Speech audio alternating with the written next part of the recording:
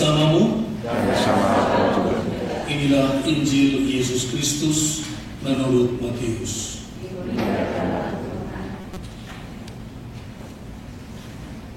Sekali peristiwa, berkatalah Yesus kepada imam-imam kepala dan tua-tua bangsa Yahudi, "Dengarkanlah perumpamaan ini.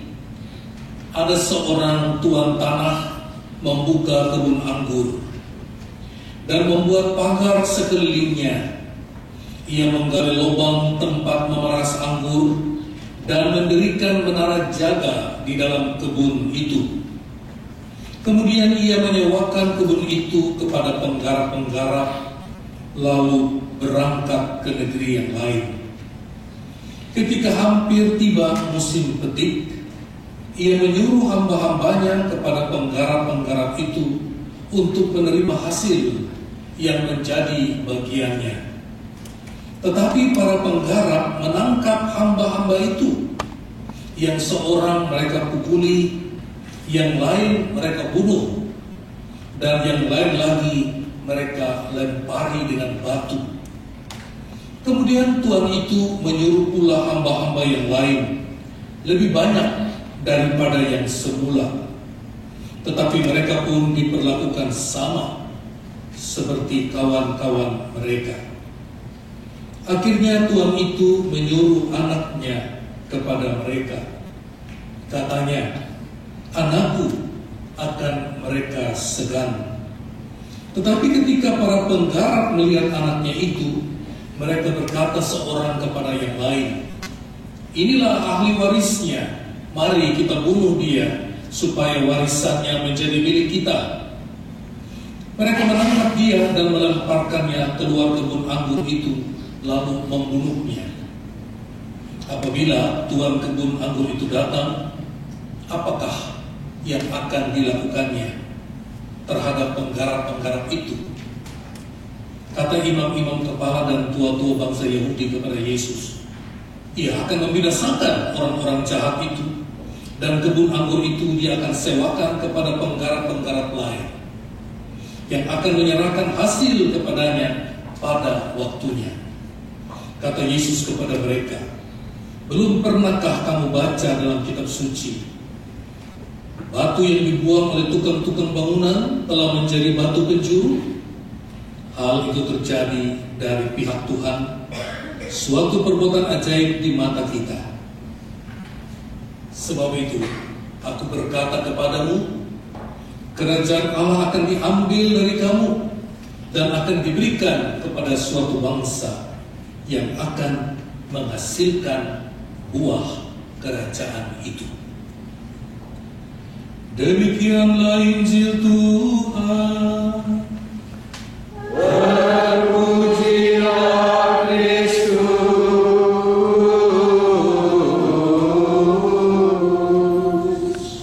Saudara-saudari yang terkasih, saya kira kita semua tahu bahwa inti kedatangan Yesus ke dalam dunia, berkarya, mengajar, mewartakan kerajaan Allah, bahkan kemudian mati, supaya manusia itu tidak binasa, tetapi selamat. Dan karena kita percaya, kita mau selamat, lalu kita mau menjadi pengikutnya, kita menjadi orang Kristiani. Tetapi kita perlu belajar hari ini, sebenarnya apa yang membuat seorang Kristiani itu selamat. Memang pengakuan dengan hati yang keluar dari mulut itu merupakan iman yang menyelamatkan. Tetapi itu hanya permulaan. Bahwa pembaptisan dengan pengakuan iman itu menyelamatkan, tetapi itu permulaan. Apa yang terjadi sesudah pembaptisan, apa yang terjadi sesudah kita mengakui, itulah yang menentukan. Orang Yahudi di zaman Yesus percaya kepada Allah. dan mereka adalah bangsa yang sangat taat beragama. Namun penghayatan mereka tentang keselamatan yaitu dengan menjalankan hukum-hukumnya. Barang siapa menjalankan ritual sesuai dengan hukum agama, mereka itulah yang selamat. Sampai saat ini pun banyak orang Kristiani yang mengira bahwa dengan banyaknya dia melakukan praktek-praktek ajaran agama, misalnya dia rajin pergi misa, dia rajin berdoa tiap hari, dia menerima sakramen, itu merupakan jaminan. Tapi hari ini kita mau belajar satu hal, bahwa semua ritual yang baik itu tidak berguna kalau tidak dihayati di dalam roh dari Kristus sendiri. Kalau roh Kristus tidak ada di dalam hati kita, maka kegiatan-kegiatan rohani kita yang rajin apapun menjadi sia-sia. Orang yang menghayati hidup Kristus di dalam hidupnya, orang itu disebut orang Kristiani. Hidup yang dilakukan sesudah kita mengaku Tuhan dan sesudah kita berdoa, itu disebut hidup Kristiani. Dalam kitab suci juga disebut itu adalah hidup berkat kelahiran baru dari air dan roh. Itu juga dapat disebut sebagai hidup di dalam roh dan kebenaran. Di dalam Galatia 5:22, Satu Paulus melukiskan bagaimana sesungguhnya hidup Kristiani yang menyelamatkan setelah kita mengakui Kristus sebagai Tuhan kita. Dia katakan begini, bahwa hidup Kristiani yaitu hidup disertai dengan buah-buah roh. Dan buah roh yaitu kasih, sukacita, damai sejahtera, kesabaran, kemurahan hati, kesetiaan, kelemah lembutan, dan penguasaan diri. Jadi kalau seorang sudah dibaptis tetapi dia tidak pernah menjalankan buah-buah roh ini dalam hidupnya, maka iman itu menjadi mati dan sia-sia. Jadi kita selain percaya bahwa sakramen dan doa-doa kita itu penting dan perlu, namun kita perlu pastikan, apakah saya sebagai orang Katolik, apakah saya sebagai orang Kristen sudah memiliki hidup Kristiani? Apakah saya memiliki hidup Kristiani itu di dalam hidup saya? Dan apakah saya memperjuangkan hidup Kristiani itu? Nah, di dalam Injil hari ini, Yesus menyampaikan suatu perumpamaan, dan menarik sekali, dia menyampaikan perumpamaan ini kepada pemuka-pemuka masyarakat Yahudi dan para pemuka agama bangsa Yahudi. Dia menyampaikan dalam bentuk perumpamaan, dan inti dari perumpamaan ini yaitu bagaimana hidup Kristiani itu dijalankan dengan kesetiaan. Jadi kesetiaan terhadap ajaran-ajaran yang Tuhan percayakan pada kita, itulah yang diangkat sebagai perumpamaan hari ini.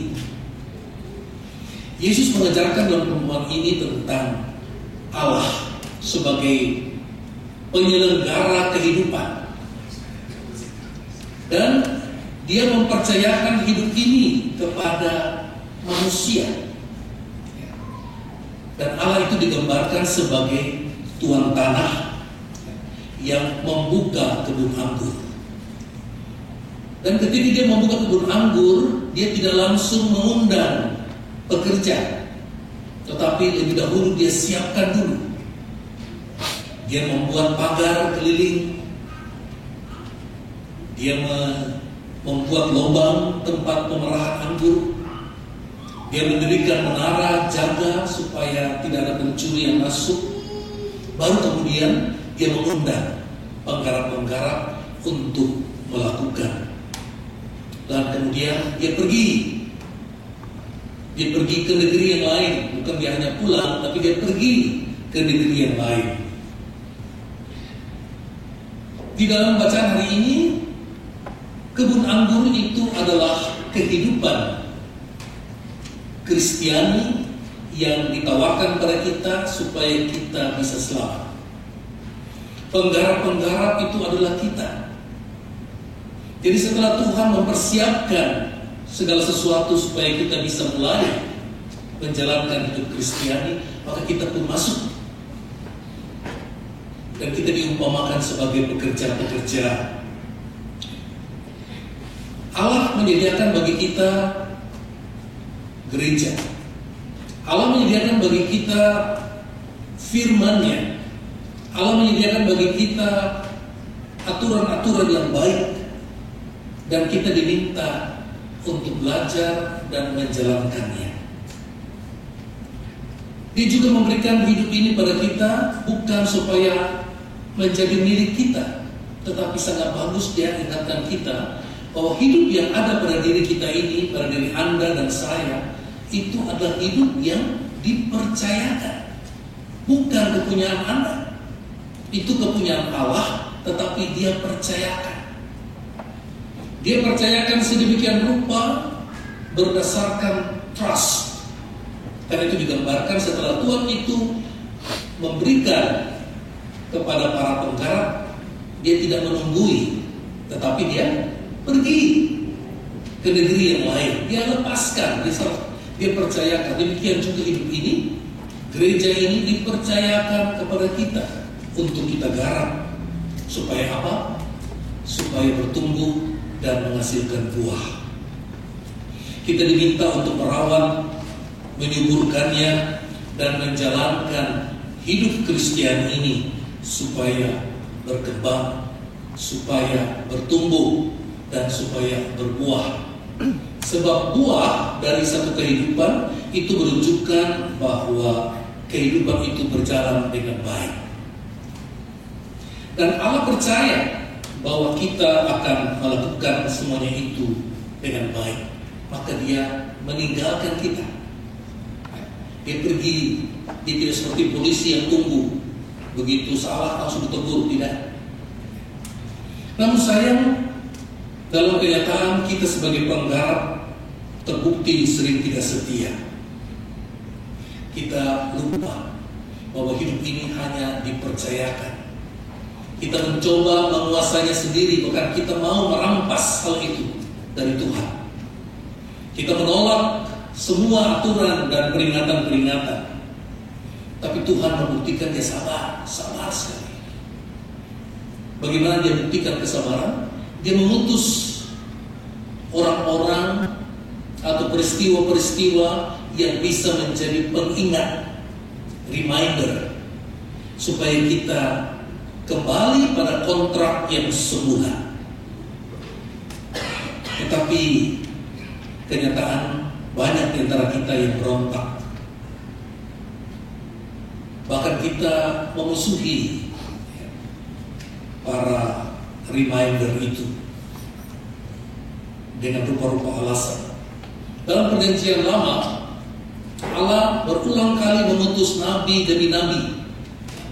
Banyak sekali nabi-nabi. Dan setiap pengutusan nabi itu disertai dengan kesempatan. Kesempatan untuk kembali menghayati kontrak yang semula. Dan pada akhirnya dia mengutus putranya sendiri.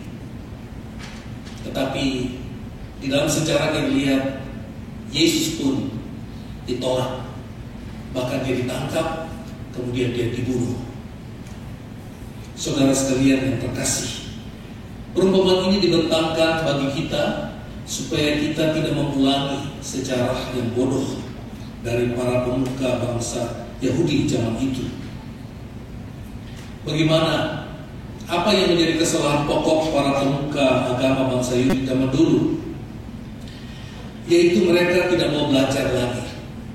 Mereka menganggap mereka sudah memiliki kepenuhan pengetahuan tentang ajaran kebenaran. Maka kalau kita mau berkembang, kita harus belajar. Di dalam hidup Kristiani, dalam relasi dengan Tuhan, yang sering kita kembangkan yaitu kebiasaan minta-minta. Hubungan dengan Tuhan selalu ditandai dengan minta dan minta. Sehingga kalau Tuhan tiba-tiba menampakkan diri di depan kita, saya yakin sekali kita semua siap dengan permintaan-permintaan. Kita minta ini dan itu, tolong ini dan itu. Tentu itu tidak salah.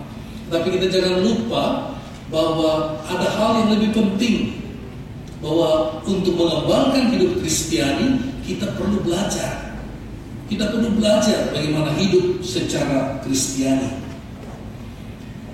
Kita perlu mengamati, kita perlu menyangkal hidup yang salah. Gereja mewartakan kepada kita orang-orang yang sudah mendahului kita dan berhasil di dalam iman, yaitu orang-orang kudus.